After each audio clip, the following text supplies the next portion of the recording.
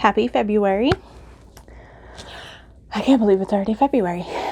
But my name is Stacy and I am doing my first wrap up for my booktube channel, and this will be for the month of January in 2022. It was a fairly slow reading month for me, but I feel like what I did pick up, most of them were really good books. I had a lot of really highly rated books. If you haven't read my blog or anything, I tend to rate higher. I'm very much an emotional reader, and so if something affects me, even if it's not perfect, I'm more than happy to give a book 5 stars.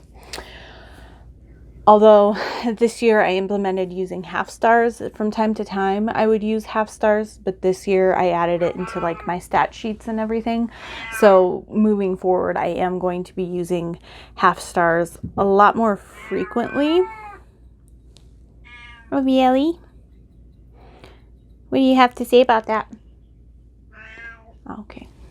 She's got lots to say. But so yeah, I'll just get into it because even though it's not a lot, for me, it's still 15 books that we need to get through. So I'm just going to pull it off of my blog post because I put all of my stats on my blog post wrap-ups and go from there. So, like I said, 15 books for a total of 4,568 pages. That came out to an average of 0.667 days per book. I didn't read every day, and there were definitely some days between when I would pick up a book. The average page count was 304.53. And then I also do my page breakdown. So I read one book that was less than 100 pages, one that was in the 100s, 2 in the 200s, and 11 in the 300s. 3 of the books I picked up specifically for clubs and or readathons. 5 of my books were new authors, and I didn't reread any books this month, or last month, January. It is now February.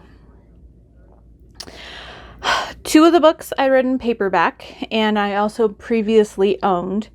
I read 13 in ebook format, and 9 of those I've added to my physical wish list. Another new stat for me this year is I'm keeping track of how things are published. So I have traditionally published, small publisher, and indie published. I didn't really keep track of that before, and so I thought that might be an interesting thing to also see what happens. So I have to scroll. 5 books were published traditionally, 2 were with small publishers, and 8 were indie published. I had a lot of newer books this month, so 10 were published in the 2010s and 5 in the 2020s. So my average rating across all the books was 4.63 stars. And that broke down to 10 5 stars, 1 4.5 stars, 2 4 stars, and 2 3.5 stars. And then for my genre breakdowns, I read 3 urban fantasies, and then that was the only non-romance, although it was the Kate Daniels series, as you'll see, so there's a lot of romantic elements in it. But so that was 3 urban fantasies, and then in the romance I read 4 historical, 1 paranormal, 1 sci-fi, and 6 contemporaries. And then I'm also expanding this year, moving forward, my contemporaries out to see which ones. And so 1 was rom-com, 2 were small town, 2 were sports, and then 1 was just straight contemporary. And that's all the stats that I really had. So we'll go over what I actually read. So the first book, I'm going to go in order instead of by stars or anything like that, because that'll just be easier for me. So the first book I read to start the year was Forbidden Miles by Claire Kingsley. I gave this book 5 stars.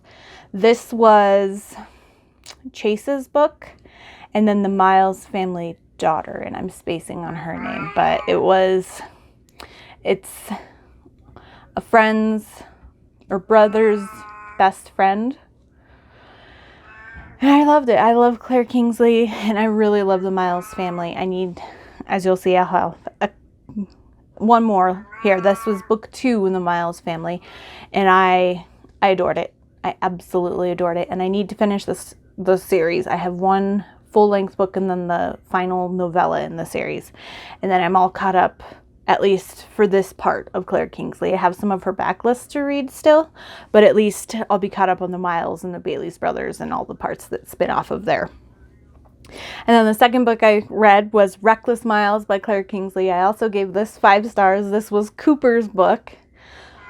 And Cooper is just, Cooper's Cooper. I loved it. It was so good. And I can't wait for Leo's book. Leo's the next book I have. And he is the final sibling. And then the last book in the series is their mom. And then I read my Kate Daniels books for the read-along for January. And so I have book 8, which is Magic Shifts. I gave this book 5 stars. I'm trying to think what was the big issue here. Magic Shifts. I read them like right after each other, so they kind of blended. Oh, Magic Shifts is the one with the djinn, I believe. Yeah, I think that was the one with the djinn. And Romero, the like buffalo shifter, goes missing. And then I read the 8.5 novella Magic Stars. This is Julie and Derek's novella. I also gave this 5 stars. I absolutely love it. And it's like I was super excited for the spinoff Aurelia Rider, which is Julie's series. But reading Magic Stars just amped up my anticipation even more. And that'll be what we read in March. But anyway, let's get back to my books. So the 5th book I read was Magic Binds, also by Lona Andrews. This is book 9 in Kate Daniels. And Era comes back. I love it. And she starts kind of teaching Kate how to use her power.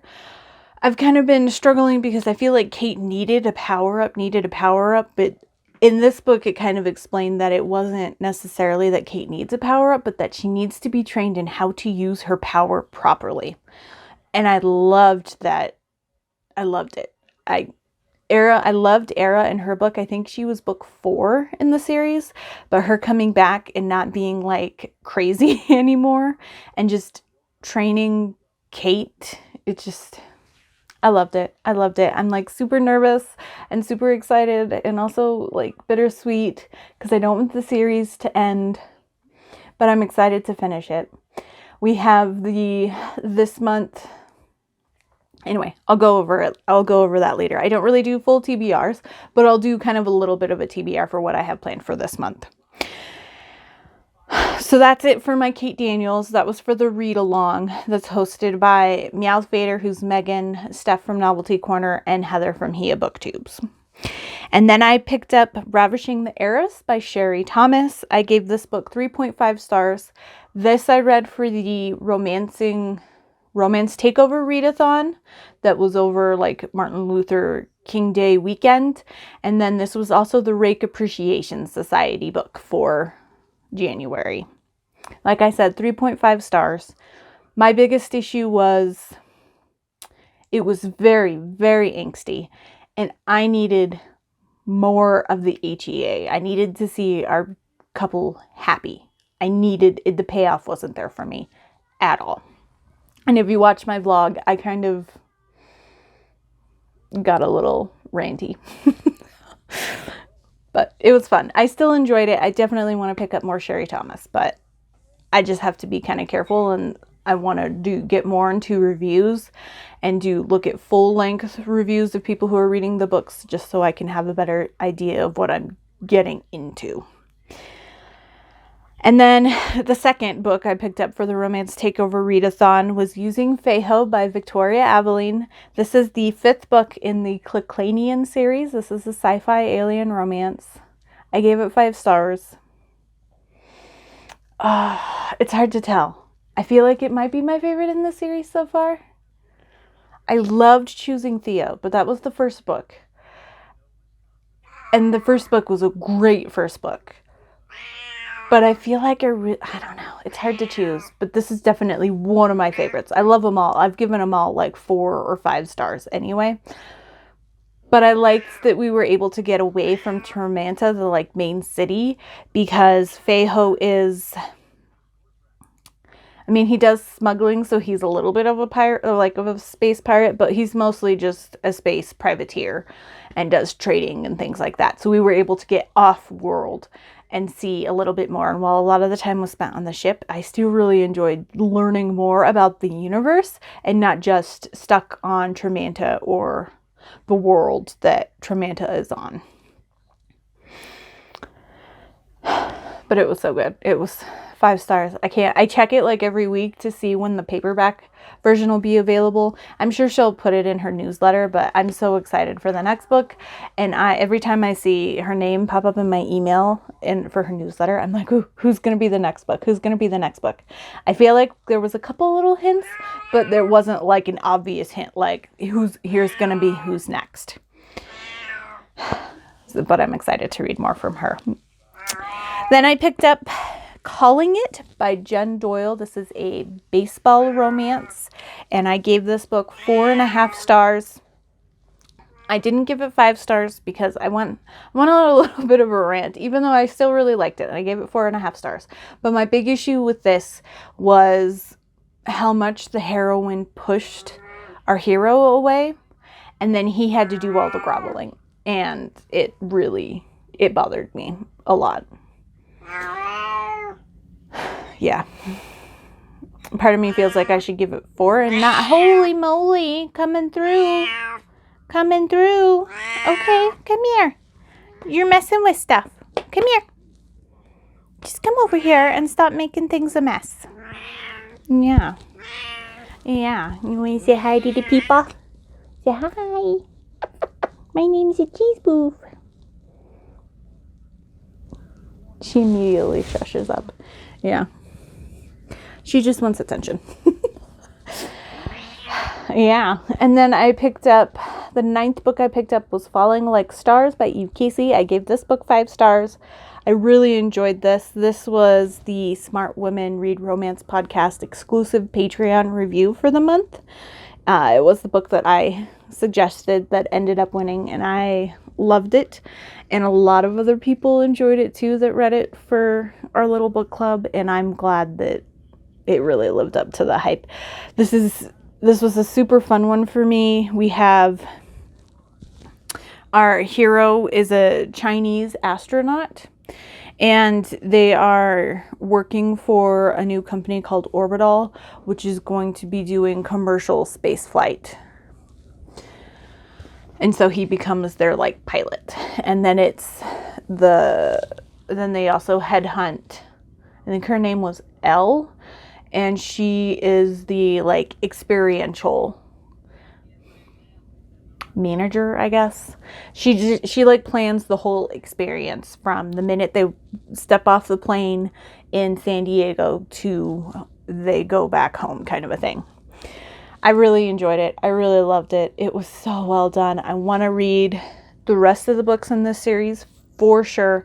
And I also want to read her other series, Her Hands, which has 2 books. She's a new contemporary author for me, another one, and I can't wait to read whatever else she does. Then I went for a kind of a mood shift because that was quite a few contemporaries.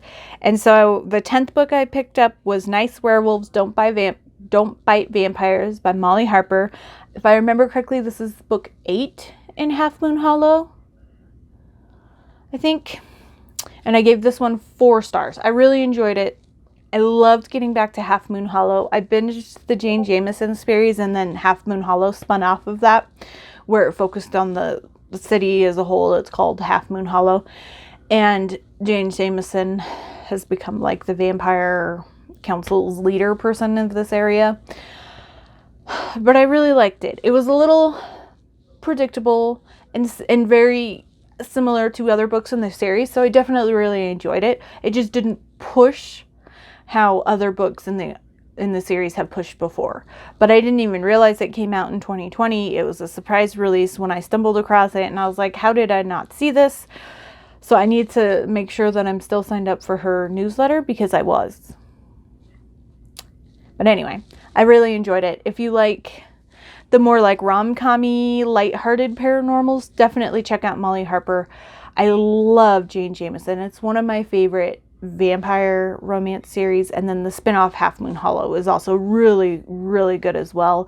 Especially the first few books are some of my favorites. And then I went back to historical and I picked up Dancing with the Duke by Elizabeth Harmon. This is her prequel novella 0.5, and I think it's Landing the Lords. And this was a brother's best friend novella, or no. She's the best friend to the Duke's younger sister. So however you say that. But it was good. I'm intrigued to read something full length for her. It was very rushed, which is kind of to be expected with a novella. But I have read really good novellas before. So 3.5 stars. I couldn't give it 3 because it was better than 3 for me. But it just wasn't quite out of 4.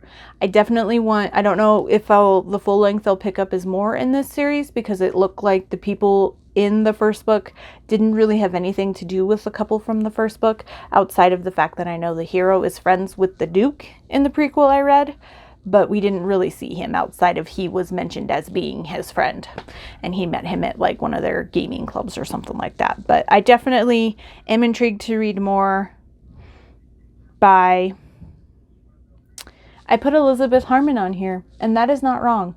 It is by Suzanne Medeiros, which you probably already noticed when the cover popped up here. So I'll have to fix that on my blog post. And then I picked up another 5-star for the month. And this was Pairing Off by Elizabeth Harmon. This one's by Elizabeth Harmon. I gave it 5 stars. This is a figure skating romance. The blurb had it as, oh my goodness, Russian Cutting Edge, which is a movie that I absolutely love. Topic. And I love figure skating as well. I love figure skating and hockey. So those are like 2 of my go-to sports. And I really liked it. I really liked it. This is about a pair's team. And Callie, I think it's Carrie. She's our heroine. And what happens is in like the prologue or the first chapter, she is with Team America and her partner is caught sleeping with one of the female judges. And so their U.S. championship titles are stripped and they're not allowed to compete at Worlds. And this is leading up to the next cycle is an Olympic cycle. So this is like the year before. And so the following year will be World Championships or ISU Grand Prix and then Olympic Games. So it's the year before. And then our hero is a Russian figure skater, and his partner ends up leaving him to skate with another Russian figure skater who's known to be a better figure skater, and it's going to be his last season, and so he's hoping to win the Olympics, and so she transfers to skate with him. So our hero, and I'm spacing on his name, he has liked Carrie before, and he basically is like, I only want to skate with her if we're gonna do this. And so they bring her over to Russia. She becomes a dual citizen and all this fun stuff. It was a lot heavier than I expected. Definitely trigger warnings for suicide, death of a parent. I would even say neglect of a parent and just parental issues because her father blames her for her mother's suicide. And so that's a very strained relationship as well. But I still really loved it. It wasn't perfect, but I couldn't not give it 5 stars because I loved it. I binged it. It was so good. So good. I definitely want to read more in the series. The second book, I mentioned this in my vlog, but the second book is about a Russian figure skater that we haven't met yet. But he's like the bad boy of Russian figure skating. And he joins this American reality show that seems kind of like Bachelor-ish, except I think it was called like The Last Fling. And what it is engaged couples go on this and their relationship is tested. And so he ends up getting paired with a woman who goes on the show with her fiance and ends up with the Russian figure skater. So it seemed a little bit away from the figure skating aspect outside of him being a figure skater, so I didn't pick it up right away, but I definitely want to read more from Elizabeth Harmon.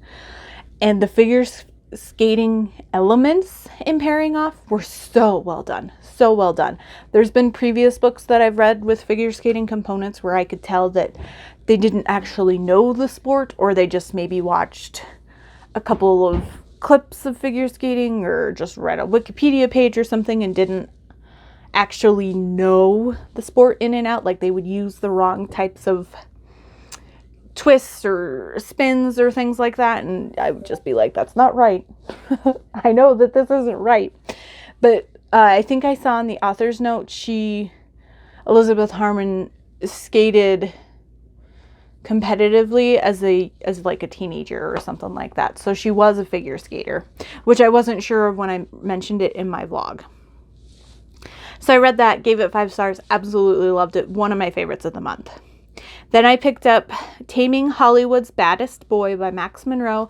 I gave this 4 stars. I really liked a lot of it.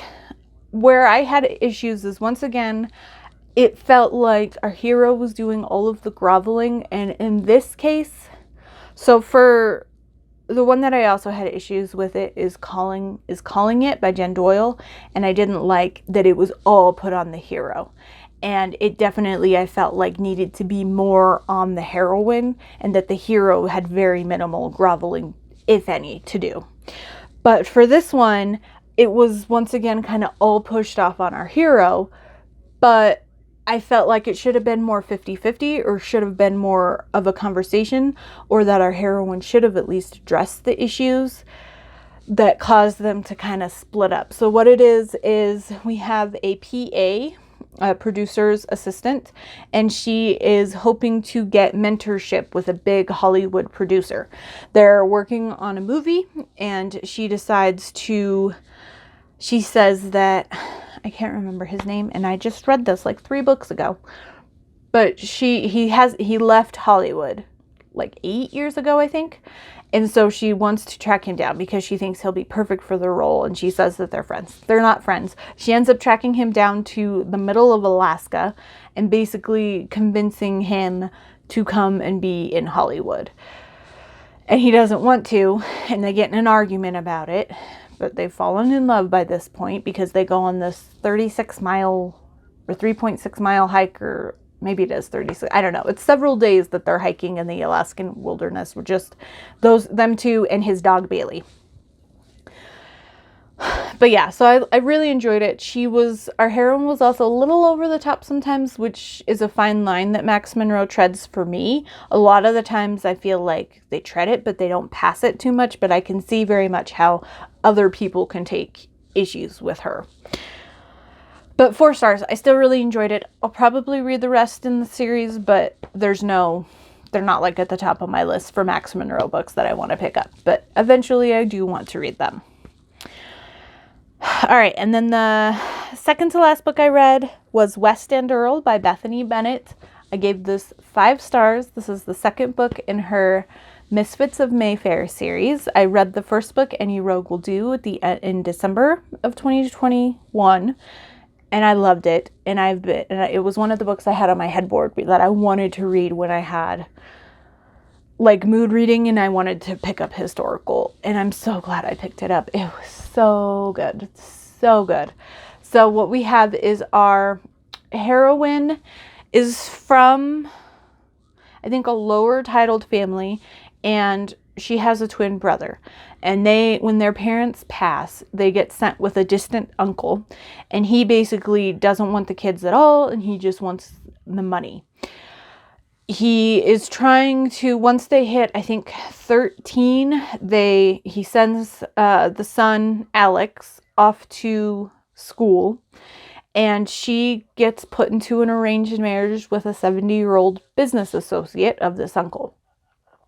She tries to run away with the help of a local vicar and gets caught by her uncle and gets trapped basically in her room for like a week. Just after that happens, her brother comes home from school and they decide to run away together.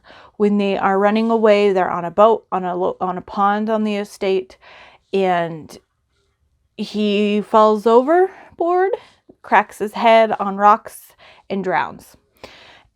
To help escape, the vicar helps falsify the records, and so they actually say that she is the one that's passed, and she takes Alex's place in school. So she's been living the last like 13 years or something crazy, or 15 years. I think it's over 10 years, but she's been living as her brother, and she has become friends with the Earl of Carlisle, I think his name is Calvin, and when her uncle, she's 24 now, and in a few months when she hits 25, she will get her inheritance from her parents. So her uncle won't have like a hold of the purse strings anymore.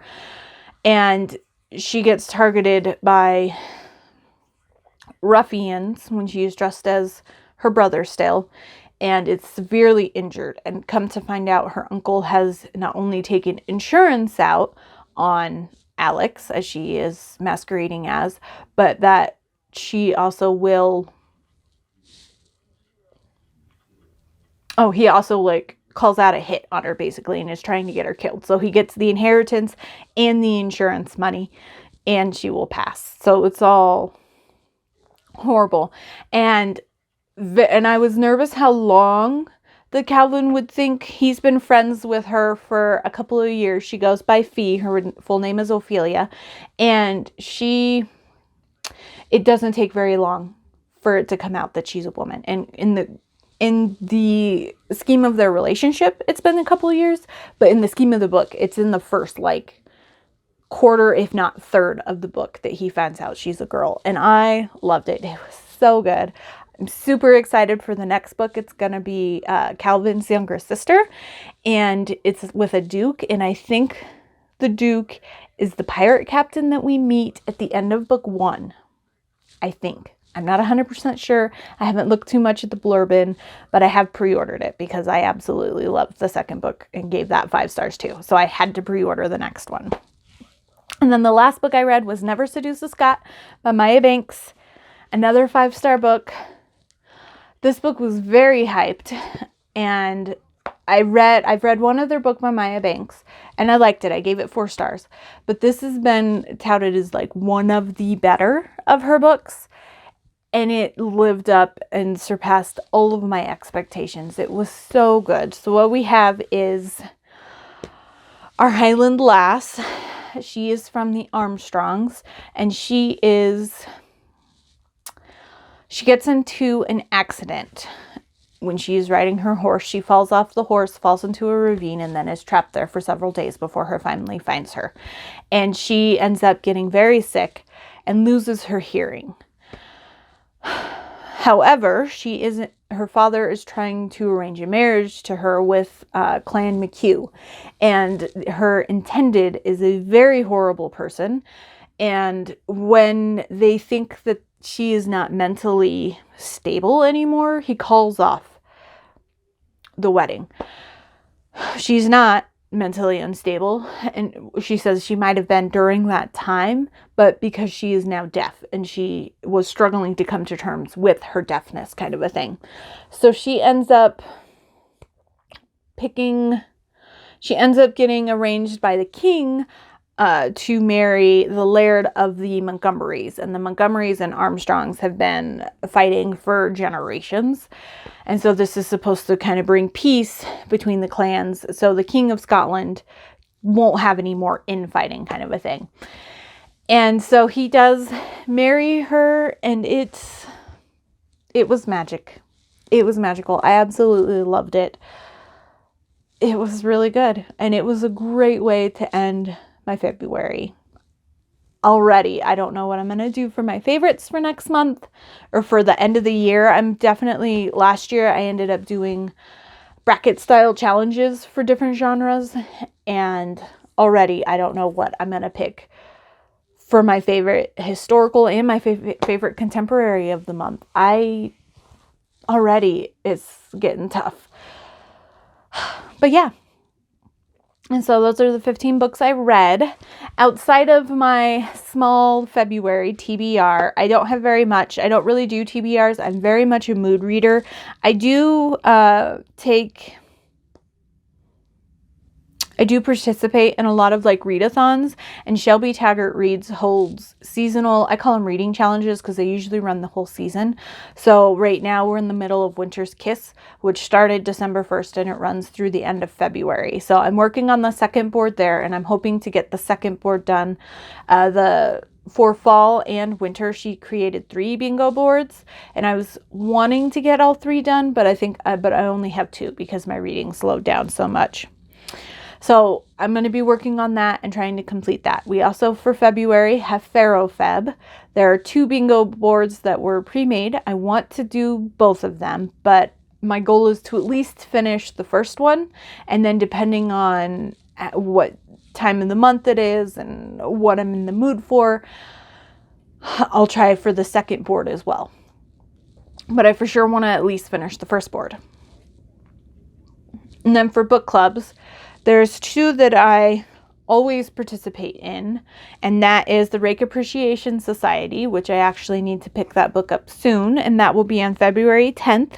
And this month is Annie's Song by Katherine Anderson, which I know is going to be angsty and make me cry. But I'm planning on picking that up this weekend.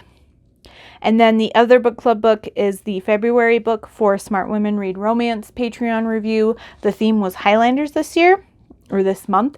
And what won was The Beast of Kincaid by Lily Blackwood, which is a book I recommended again. I can't believe my books were picked 2 months in a row.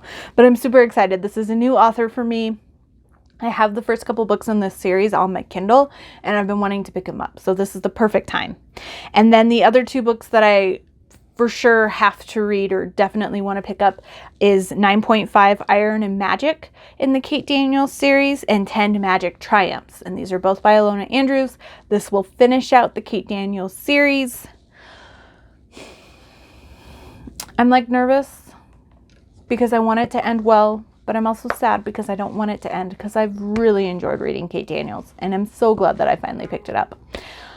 But so those are the only TBR books I have, and then just some trying to fulfill the prompts. I definitely want to read a lot of fantasy romance this weekend. If you check out my blog, it's always in my link tree. I did do a TBR/idea list for it, but because I don't do strict TBRs, I don't think I'm going to film them. I'm just going to continue doing my idea list because I can kind of go hog wild easier with my blog posts that way. But so yeah, those are the books that I read in January and the few books that I definitely will pick up in February. And I hope you enjoyed and are watching this. If you are interested in any of the books or want to learn more, definitely check out my blog. I have dedicated reviews for each of the books I read. I'm a little bit behind, but they will go up eventually, or feel free to reach out and I can chat with you about any of the books I've read. Don't forget to like and subscribe. And if you want to say hi to my kitty, she's just screaming again over there. You are ruining things, and I'm trying to wrap up. But anyway, I hope you have a great day, evening, morning, whenever you're watching this. And I will see you all soon. Bye.